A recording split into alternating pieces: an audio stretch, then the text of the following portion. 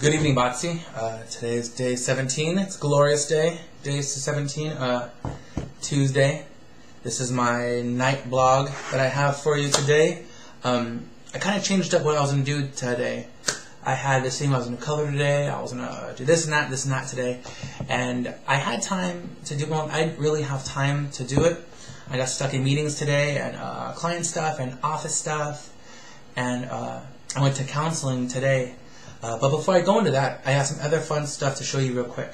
So I have some more decorations for your room. You know, since this is the German-American Botsi room, I'm going to put on the wall today this lei for when we had our party, when everyone was out here, and I had to wear this around my neck. Pretty cool, huh? So I'm going to hang that up today, probably somewhere over there. But I also found this cool thing. This was the only frame we've ever hung up on the wall in 5 years of being married. This is it. And I've kept it forever. But I was out in the garage today cleaning, and that's me and your mom in 5 years of us doing stuff together. So I found this.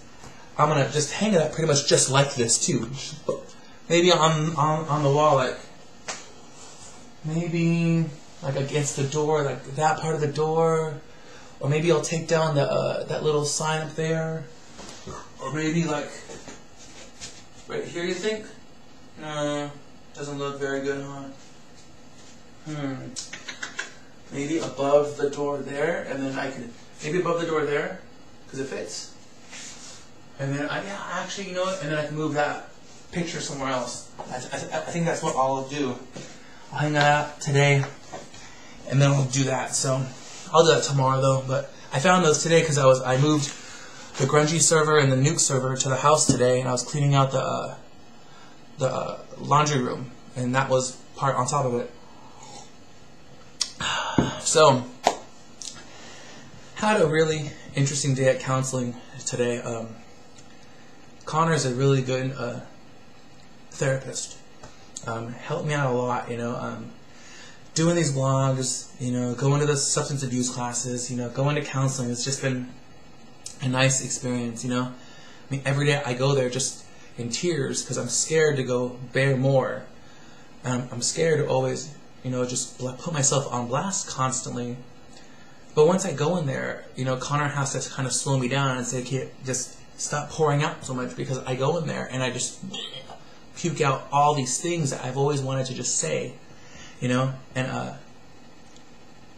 it was great. Today we talked a lot about me, about our marriage, and about my views on everything. And I wanted to go over those points with you because I just learned a lot today, and I got tasked with a very hard challenge for myself that I have to do by the end of the week. So it's really hard, and I'm really scared about what I have to do. So we talked today about being vulnerable, and we started off by talking about how I grew up, and how I lived with my biological parents, and they beat me and abused me, and used to whip me. And I talked about how I went into my first temporary foster home until my grandpa got me, and we talked about not having parents and how that impacted me, and we got on to love, you know, and love being unconditional, and love being something that comes in a lot of forms, you know. I mean, and we talked about how me and your mom view love, and what we think love is, and what love means. And so I went into just this tangent for a bit about what I think love was, and I realized a lot, like I've been going on to a lot about what love really means, and how me and your mom don't love each other unconditionally at all, and how we care about each other with rules. I'll love you if you do what I say, because I'll be happy, and that's what's important. And that's wrong for me to do to your mom. It's totally wrong. You know, love is supposed to be unconditional, but me and your mom both have that same problem where we don't love each other unconditionally. We love each other the way that we feel that person should be loved because of how they treat us. And what I'm finding out more and more is that if I just loved your mom unconditionally and just loved her and treated her with love, we wouldn't have these rules in the first place. But since me and your mom both don't love each other unconditionally, we love each other, but we both are in fear of letting our guard down and being truly us.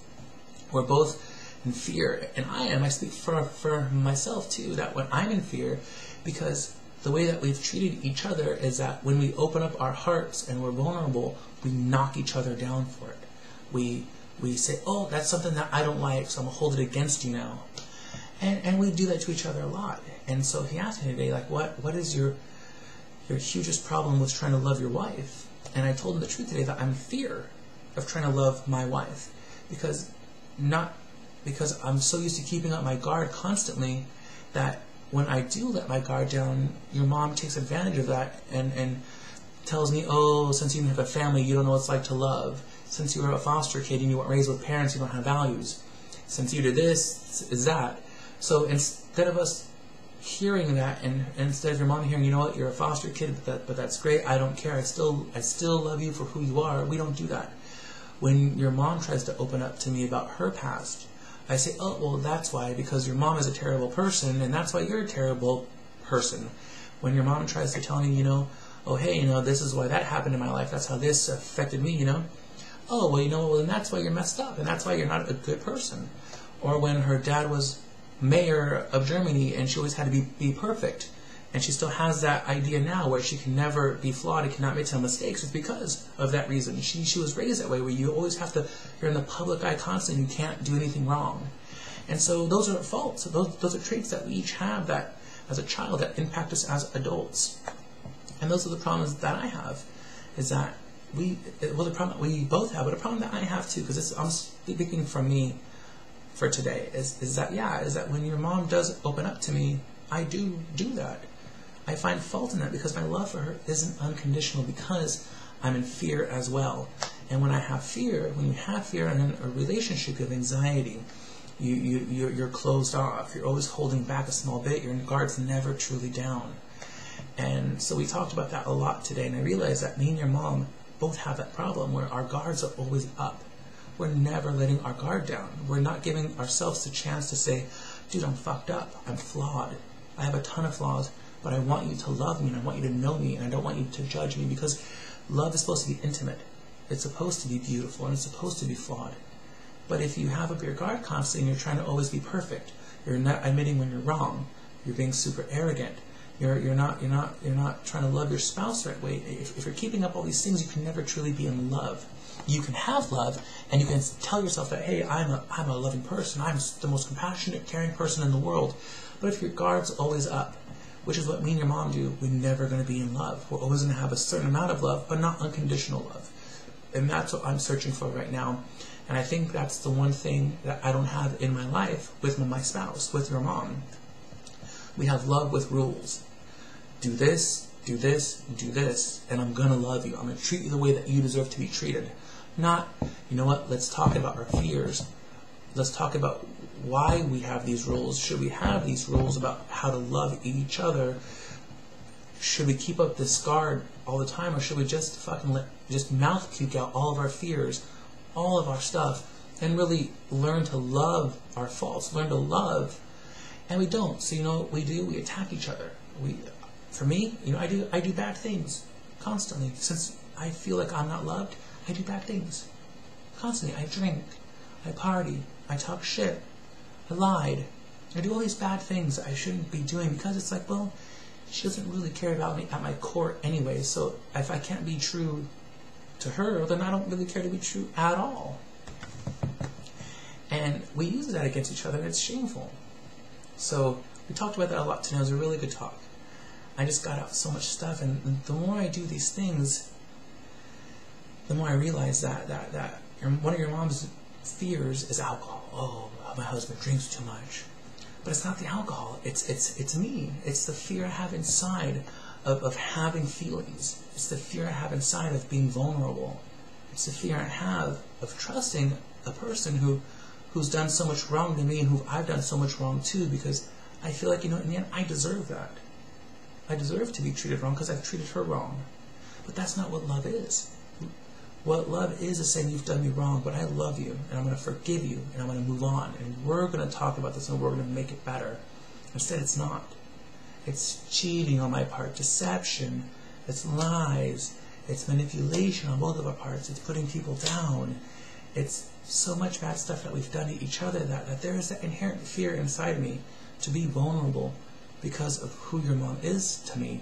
She's a person that I admire and that I love, but who will take everything I say and find a way to tell me, oh, that explains why you're a fucked up person. Oh, because you were raised by your grandpa who you admire, but you're still fucked up because you weren't raised by a mom and dad. But yet, I was raised, she has a mom and dad, and she grew up completely in a different way, but still has those problems that she's carried over into adulthood from being a child that she's never dealt with at all either. So I did a lot of examination today at your mom and counseling and how we interact with each other. And he tasked me today with something that's really hard, man. It's really hard that I'm so fearful to do because, well, why don't I just tell you what it is? So he asked me today to make yourself vulnerable.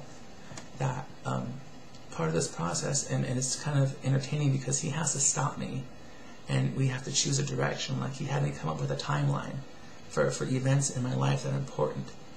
And so we started off with my childhood, with my foster homes and group homes and grandpa. And since I've always grown up alone, I've always grown up in just a fight club, I've always kind of been withheld, and I've always kept up my guard and not ever had a feeling. So a way for me to mask that feeling, or to make sure I didn't have to feel it, is to drink. It's not alcoholism at all. It's that fear that I have that I need to numb it, because if I start to feel anything, I'm going to feel vulnerable. I'm going to have this and this and this and this. And that's wrong. The way that I address my fears and apprehensions is by drinking. And I'm really seeing that a lot more and more and more. That, I mean, I haven't had a beer in 3 weeks, you know? I'm going on a month clean and sober. So it's interesting because as these days go on, I have more and more feelings, and I feel a lot more. And I don't agree with your mom at all for what she did, but I do appreciate the fact that this challenge, if anything, if me and your mom ever get back together, which, who knows, at least then I'll get to tackle this problem and I'll be a phenomenal father. Because I already am a great dad. And your mom knows I'm a great dad. But at least I'll be even better dad, because I'll be able to help you understand how you feel, well, why you feel. You know? So he tasked me today with making myself vulnerable. And I think that's the main focus of our counseling, is to really put yourself on blast. And if that person cares about you, they'll do the same thing. So I have this book. So your mom bought me a long time ago, this travel book. And it's an empty book right now. There's nothing in it. See? Nothing in this book at all. What I'm going to do is I'm going to write one story of my life that your mom doesn't know. Something about me that's just, that she could use against me, that she could make fun of me about, that she could judge me on. And I'm going to, since your mom has no idea, and that's the problem, is that we've been married 5 years and don't know anything about each other. Your mom has no idea where I was even born. She has no idea what my grandma's last name is. She has no idea who my grandma was. She has no idea where I went to school at, what junior high I went at. She probably doesn't even know my favorite color. There's so much about each other that we don't know because we've spent so much time holding back that we never have got to know each other. And when we do tell each other small things, we make fun of each other. God, Auntie, don't be like me and your mom. God, don't. We have squandered years sleeping right next to each other in fear that we don't want to let the other person know us. We've wasted so much time. But I'm going to write in this book, I'm going to write one story about my life. Anything. Just something that I've never told her before. And I'm going to give this book to Sammy, since me and your mom aren't talking. And if she chooses to write something back and return it, great.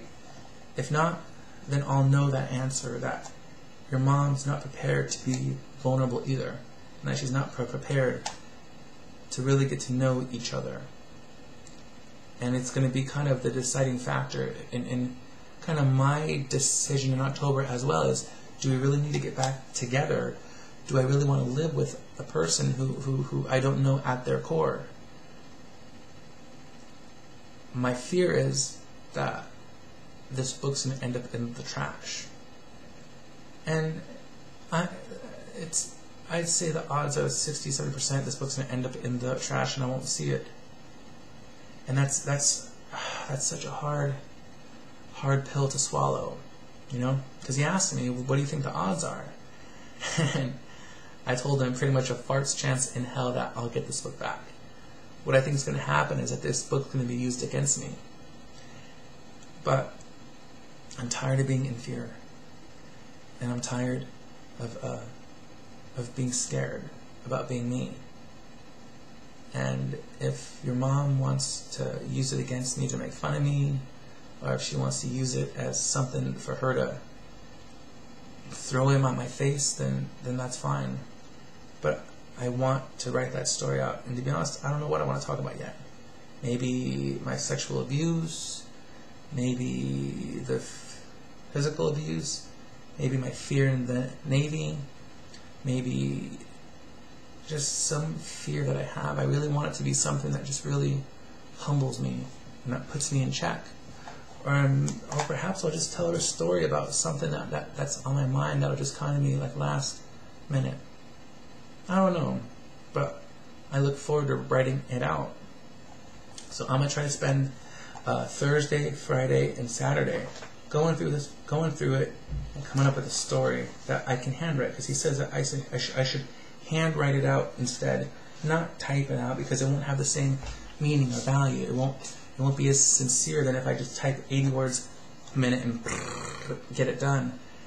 He wants me to handwrite it, so I'm going to use this wonderful pen. There you go. Wonderful pen right here, and I'm going to start this story. I'm like stressing this out. I'm like in fear of writing this story out. But we're going to give it a go and see where it takes us. You know? I'm hoping that this book comes back to me and that I can exchange it again. And then I get it back again. And then eventually we have this book of our shared fears, shared apprehensions, and shared desires. And maybe it'll be a good way for us to put each other out there and say that this is who I am, and these are the things in my life that I'm fearful of, these are the things I'm scared about, and this is who I want to become. That's what I'm hoping I get out of it. So when he tasked it to me, I was super stressed out about it. Like, man, wow. But we're going to do it. So that's it for now. Tomorrow I don't think I'm going to be able to see you. I didn't hear back from your mom yet about if she signed her part of the paperwork yet. I'm not sure. My attorney did.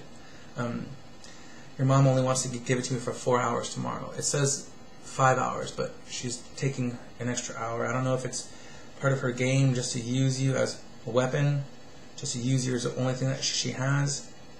It sucks that I can't see you I can't spend the night with you till her mom leaves, because her mom is pretty much wearing the pants and controlling that part of it. But so what? We'll take the small battles. We'll take the small steps. I don't mind. October 21st, you're all mine again. So that's all I care about, is October 21st. You know? So I was glad though that your mom changed the dates. I didn't want it to start on August 1st. I thought that was crap. It's already been 3 weeks. You know, I want that time to go by. You know, on the 8th, on Friday will be 3 weeks. So I did not want to start all over. So I'm really glad that your mom took the 21st. I also have to apologize to your mom for going off on her 2 blogs ago last night. My attorney sucks and didn't send her any of the paperwork that he was supposed to for my demands. And so your mom never got them. And here I was, crying and saying, oh, your mom is this and that and this and that, when for once, it's no one's fault.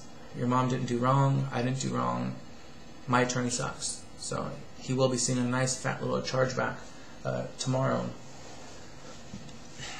So that's all I have for now, honey, I'm gonna go watch The Orange Is the New Black. I'm almost halfway done with episode 2, season 1. I'm gonna go to the office tomorrow and get it cleaned, and I'm generally just gonna try to just see if I can see you tomorrow. I'm hoping that your mom, in her infinite grace, allows me to have 5 hours tomorrow, and then I gotta coordinate with her for next week for what 2 days I get you next week. I know I see you Sunday, but that's part of this week. I don't know what 2 days I get to have you next week. I'm pretty much at your mom's discretion, but that, like I said, it's only October 21st. I'm doing everything that the paperwork says. I'm not drinking, not smoking, I'll submit to tests. I really don't care. I mean, for me, it's more or less to just beat this thing, you know? I mean, I took the complete opposite path that your mom said, that your mom thought I was going to do, and now I just really just want to just dig in and just prove to everyone that it's not that you're more important to me than a damn can of beer or a joint or anything. I am smoking a lot of cigars though, but that's fine. Your mom smokes too, and I don't really care. Doing the substance abuse classes and stuff, and Connor told me to pretty much spend a month going to those classes. So I'm going to go to the substance abuse classes for 3 more weeks. Right now it's hard because I think the counseling going 2 days a week serves, I mean, it's my anger management, it's my everything right now, and I think it does a lot more. And these blogs, actually, he was really proud of, because I gave him the blog URLs to told him that, hey, this is my I Miss You bots. And I think what's happening right now is that I'm just, like what he told me, I'm doing everything awesome right now. Just go in it 100% and kind of find a point where just go hard for the first month and then really take a step back and see, okay, what do I really want to resolve? Do I want to keep on this vulnerability issue, or do I really want to work on this or that? Do I need to see him every week? Do I need to see him every other week? I think right now, for the next 3 more weeks, I'm going to hit hard with counseling and with my classes. And then when that's done, I'm going to probably take a step back and maybe take off a week and just really analyze, what is it I want to work on? Do I want to work on vulnerability? Do I want to work on trying to open up my heart more? Do I want to work on this issue or that issue? So that's what we're going to do, and I think that's really a good path. Like right now, I don't want to do any more than what I'm doing, because I think I'll just burn out. I mean, I go to counseling in tears. I get out of it and get in the car in tears. I go to my substance abuse classes, and I go in there scared, and I come out of that thing just exhausted, you know?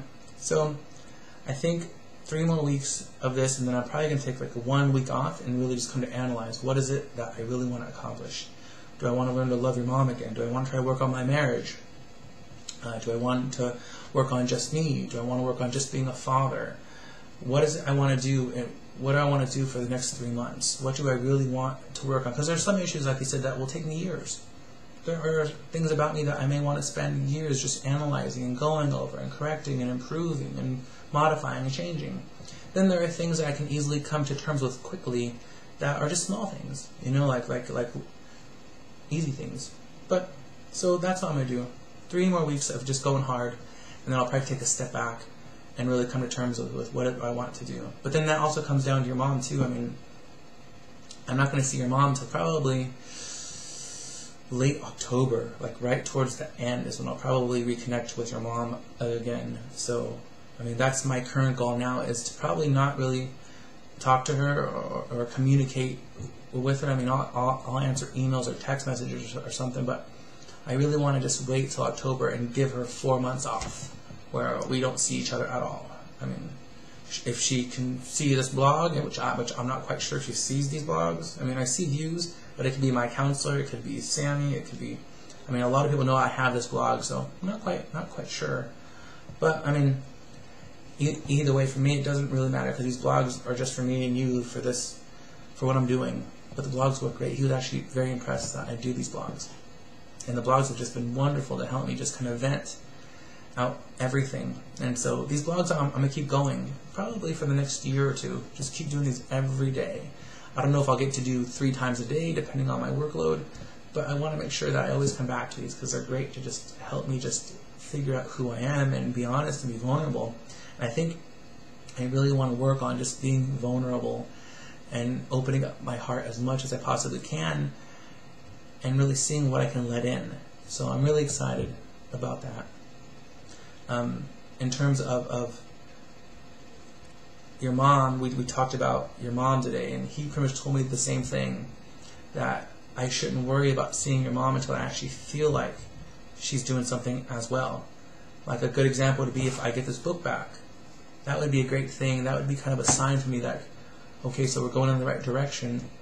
Maybe I'll see her late September then. Or, you know, or maybe we'll go 2 or 3 times of exchanging this book, really getting to know each other, and then maybe we'll decide, you know, to just have coffee or something. So that's it. So that's all I have now. Ready? I'm gonna go watch movies. I'm gonna go just sit in bed, go lay in bed, and watch Orange Is the New Black, and wait until tomorrow. You know, I got a contract to send out tomorrow early, a new clothes. So I'm at $1,100 for the month in sales. I think your mom closed one, but she's taken that one on for herself, which sucks because I just want her on board this company again. And right now your mom's just protecting herself. She's not opening up. I need her in this company. I need her help, but I understand her role. Right now she's only into it for herself, and that's fine. You know, I don't want to be into it for myself because I'll end up by myself. So I don't know if that's her strategy or not. Is it kind of just pull away and spend the next 4 months by herself? But who knows? You know, we each have our own unique fight that we're going through right now. I don't know hers. I don't pretend to know hers. So for now, I mean, I have this fight here, and I like this fight. You know, it's an emotional roller coaster, dude. I'm just a train wreck every second. I'm a train wreck. God, I go from highs, lows, highs, lows, highs, lows, all the time. I guess I'm just trying to just start to learn how to feel, and it feels nice to feel. I like it. So I'm gonna go get a tattoo on a Friday. I'm going to go work on a drawing in San Diego for the girl who does Breeze tattoos, or the guy who does Breeze tattoos. I'm gonna go start to work on a drawing for a tattoo, a huge one. It's gonna cover pretty much from my waist all the way up. See all that sweat from drinking? That's the drinking coming out of me. But it's gonna pretty much watch. So it's gonna pretty much come from like right here, Batsy, right here, probably like right here. It's gonna wrap around and come up there. So I'm gonna work on the drawing on Friday, and pretty much start the outline next week. It's gonna be glorious. It's gonna be the Hawaiian Islands, you know, coming up right here with the waves crashing on them.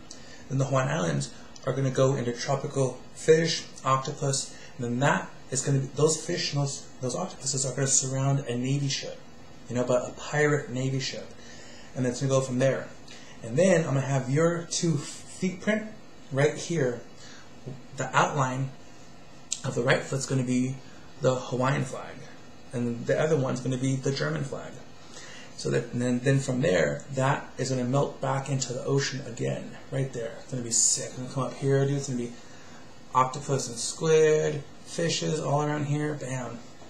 Then I'm going to go to the gym and just get ripped and be buff and have a badass tattoo of like your feet, and both your heritage, your Hawaiian German heritage there, the Navy from that part of my life, the Hawaiian Islands for me and you, and then the German foot. It's going to be sick, dude. I'm still working on all the drawings for what kind of fish I want in there and all that stuff, but it's going to be pretty badass.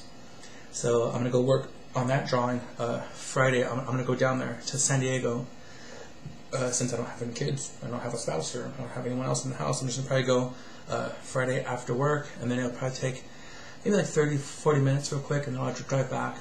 I'll probably stop off at the movies or something so I don't hit traffic, so I can just relax. I saw Guardians of the Galaxy by myself the other day in 3D. Sick movie, dude.